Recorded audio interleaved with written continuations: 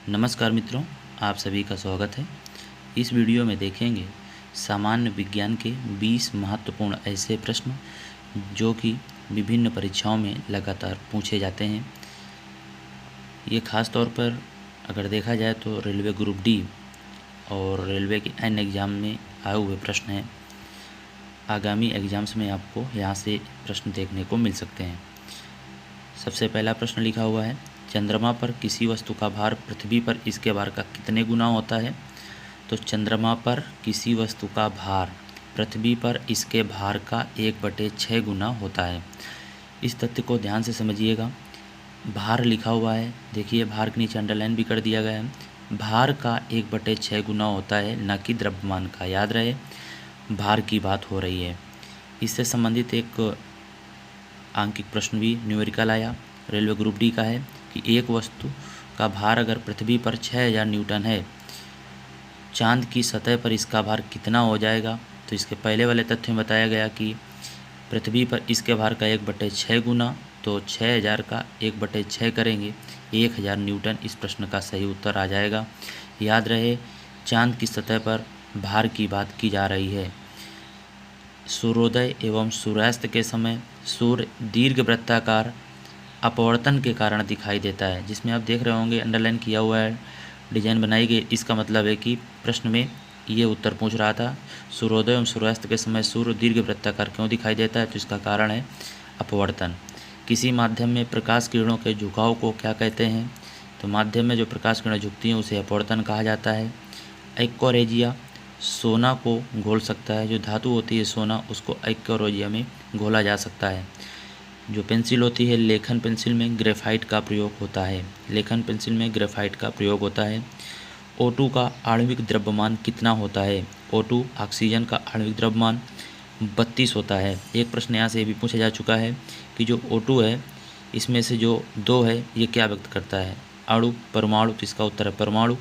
तो ऑक्सीजन का परमाणु द्रव्यमान कितना होता है, 16 होता है, और 2 परमाणु हो गए, 16 × 2 32। यही इसका आणविक द्रव्यमान हो जाएगा 32। O2 का आणविक द्रव्यमान 32। माचिस की तीलियों में फास्फोरस का प्रयोग किया जाता है। माचिस की तीलियों में फास्फोरस का प्रयोग किया जाता है। फास्फोरस को पानी में रखा जाता है ताकि आग पकड़ने से बचे।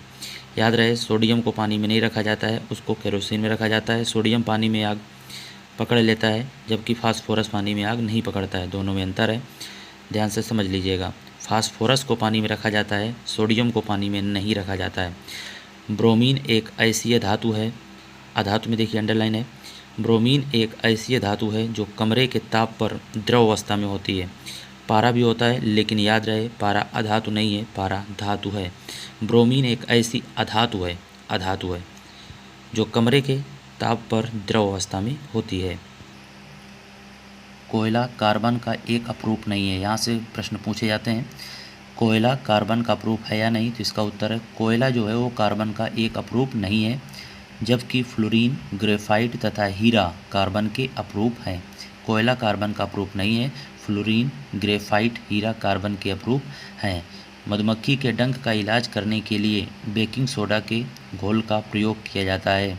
मधुमक्खी के डंक का इलाज करने के लिए बेकिंग सोडा के घोल का प्रयोग किया जाता है।